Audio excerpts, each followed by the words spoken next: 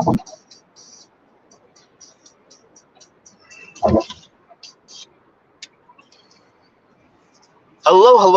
and welcome to another episode of TacoBytes, your daily bite of Degen, episode number 358. Today, will be a quick bite. As we are on the road, we will be doing a longer piece from the road tomorrow. But we just wanted to give a quick shout out to all of our friends on YouTube. If you haven't been following the last couple days, go check some of the old videos and see where we're going. We'll talk more about that tomorrow. But like, subscribe, comment, turn on notifications and all that jazz for the most recent things and most recent updates as we do come to you daily and on the fly. But we also want to shout out to our Twitter family, to our Twitch community, as well as those on LinkedIn, and then to our big families over on Xenon and Unlonely, where you never have to stream alone again. Really liking what's going on with Unlonely. What's funny is normally I have a setup to where I can respond to stuff, but not able to do that, obviously, while on the road. So, we are just going to let that one be. And so, obviously, cannot respond to any chats from YouTube or Twitch. I apologize. As well as cannot respond to any chats in Xenon or Unlonely. Twitter will be difficult, but just know that it's free for anyone to come up and be part of the conversation. So there's that piece there. Really having a good time so that, getting ready for this next conference cycle. A lot of cool things are going to be happening. Get to see a lot of amazing people that have just been out there slaying it all of the time. This is one of those things that I just, amazing people are out there. And so part of community building I wanted to sort of touch on today, we, at least when it comes to my opinions and like Twitter or social media, one of the battles I have to fight with projects that seem out of touch with it is they just think that they can have this monolithic appeal coming out of nowhere, just appearing out of nowhere, and no one really knowing anything about them, just like dropping, hints and things here and there, like one post a week, if that, and that would get them somewhere. Gone are those days. And the secret about those companies that do that, they also spend $50,000 to $70,000 ad spend on getting their Twitter space, their Twitter account out there in different ways on different various platforms. And so it's really interesting to see that people think that that's just sort of the norm, that's how they can do things.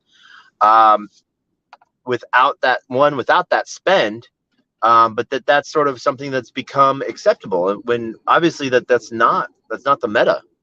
The meta where,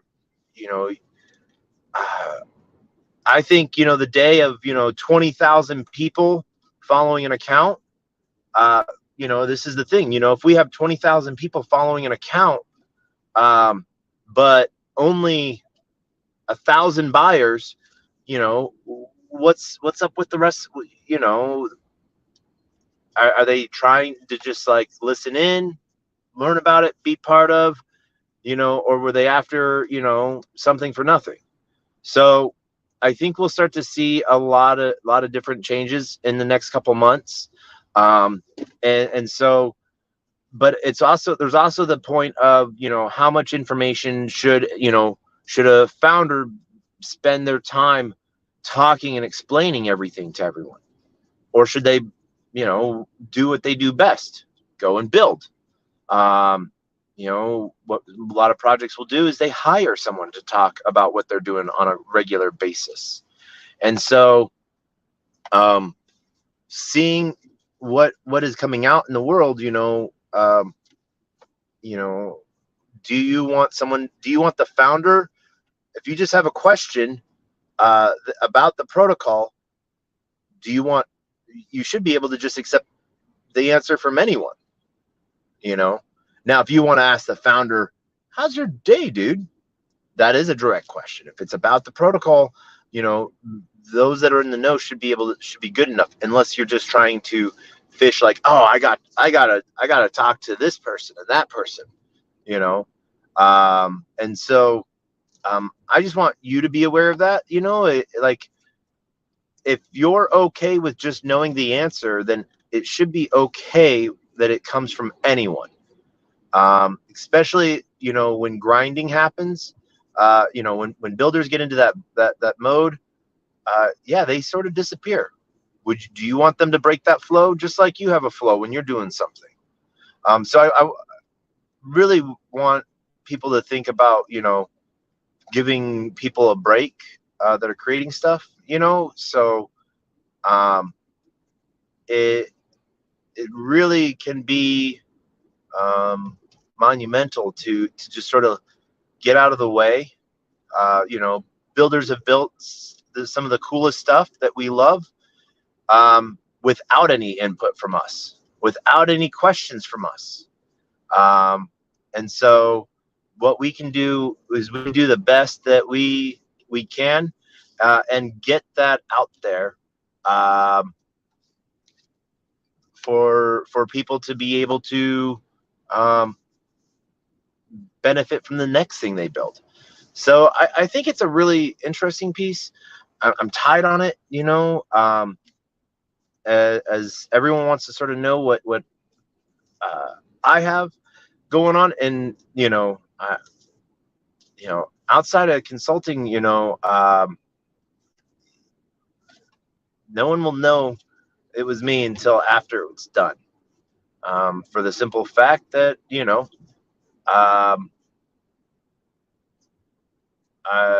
it's, yeah. So that's that. But I do want to give a huge shout out to everyone that has been following us as we keep growing TacoBytes. Like, you know, again, I might not be able to see any comments from Xenon or from Unlonely, but I do see you, and I see those clips, and so I want to thank everyone that, for the follows and for the notifications. I think Unlonely it is building something really cool for the creators, and so I'm really excited to be part of it. I can't wait till I get my taco token from Unlonely that people can just buy and then pay me to do things with. So I think that's sort of a cool thing there. And I'm just this is going to be fun. So I will see you guys all on the flip side. You know, like I said, I thought we were going to be driving in a for a minute here, but it is in stop and go traffic, as you might see from the side view. So mind and eyes on the road. And I'm literally just watching two birds. There's a car that is going so slow that the birds just sort of fly around it as it's moving forward, and they're like upset with the car that it's moving, and so they're just flying up and then landing back on it. So that's what kind of day we're in right now. But you know, if you get a chance, go listen to Paul Barron. He put out a really good, interesting point today with the SEC and XRP case, and what is going on there with the SEC asking for expedited rulings and expedited hearings, where Judge Torres, you know, named court dates of being in Q2 of next year. The SEC is asking for them to be in 10 days. You know, before even, you know, to start, even before XRP has their entire window of time to reply to the SEC's request. So it's going to be rather interesting to see. You know, to quote Paul Barron, you know, Judge Torres pulled from old case law, solidified case law in her rulings and decisions, so nothing that could be contested as being too fresh, too new.